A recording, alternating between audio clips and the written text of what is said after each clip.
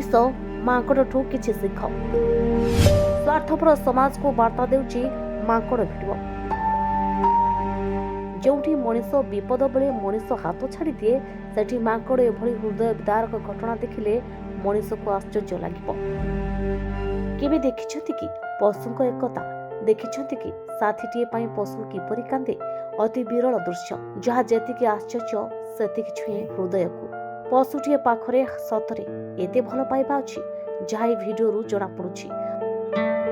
ଆଜି ମଧ୍ୟାହ୍ନ ସମୟରେ ପୁରୀ ଜିଲ୍ଲା ଅସ୍ତରଙ୍ଗ ଗୋଷ୍ଠୀ ସ୍ୱାସ୍ଥ୍ୟ କେନ୍ଦ୍ର ପରିସରରେ ମାଙ୍କଡ ପଲ ଖେଳୁଥିବା ବେଳେ ହଠାତ୍ ବିଦ୍ୟୁତ ଟ୍ରାନ୍ସମିଟର ନିକଟରେ ବିଦ୍ୟୁତ ସଂସ୍ପର୍ଶରେ ଆସି ଏକ ମାଙ୍କଡ ଜୀବନ ଚାଲିଗଲା। ଆଉ ତାପରେ ଏ ଦୃଶ୍ୟ ଯେତିକି ହୃଦୟ ବିଦାରକ ସେତିକି ଚିନ୍ତାଜନକ। ମାଙ୍କଡମାନଙ୍କ ଭିତରେ ଏହି ଭଲ ପାଇବା ଏବଂ ସାହସ ଦୃଶ୍ୟ ବିରଳ ନିଶ୍ଚୟ। ଯଦିଓ ସାଥୀ ମାଙ୍କଡ ବଞ୍ଚାଇ ପାରିନାହାନ୍ତି, କିନ୍ତୁ ଶେଷ କୃତ୍ୟ ଯାଏ ବସିଛି ପାଖରେ।